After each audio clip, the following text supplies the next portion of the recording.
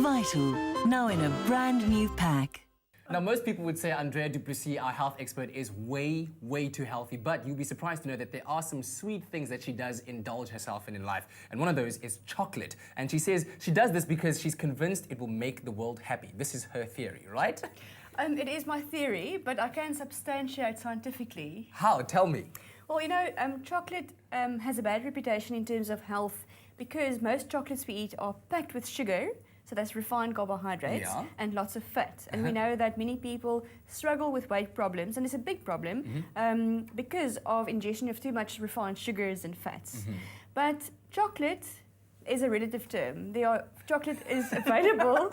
I like that. Chocolate is a relative term. It's available in different formats. And I have decided that I love chocolate, and it's something that I will not compromise. So I have found a few ways and tips to include chocolate in your diet to stay happy, but in a healthy way. This should be very interesting indeed. Okay, cool. So what do you have for us? But before I show you my tips, I said I can substantiate why chocolate will make the world happy. Yeah, okay. Now, if you eat chocolate, it encourages serotonin production. That's one of the happy hormones or brain chemicals, basically. They also say that it promotes production of endorphins. That's also brain chemicals that make us feel euphoric and happy. And it also contains a component called anandamide, which is another brain chemical that your brain actually manufactures that creates a feeling of happiness. So the first tip I'd like to share is fruit. Now, I don't think of fruit as dessert normally, but what one can do, and not overindulging in chocolate,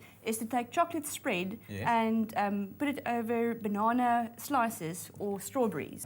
So just take this yes, you can dip it in there. Dip it in there. I'm doing this because it's my job to do this experimentation. That looks good. There you go. All right. You see, it makes me happy just looking at that. So the secret here is to get the ratio right. More fruit and less chocolate, but you don't need that much chocolate. And then something that I always have in my house is the Nomu.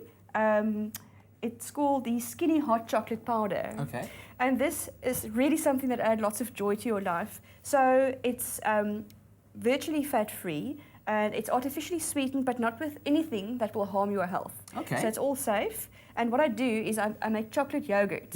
And it tastes like chocolate mousse. So it's very simple. You take a spoon, and this is quite intense. So you take a little teaspoon of the hot chocolate powder, and you mix a little bit of yogurt in to make it into a smooth paste. Yes. So it looks all crumbly initially.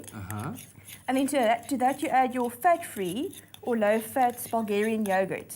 So unflavoured, low-fat or fat-free yogurt. Yeah. And it creates pure joy, I promise you that. Wow. And then while I'm doing this, the other snack that I have, which is also one of my favourites, is Vital rice cakes with a chocolate nut spread.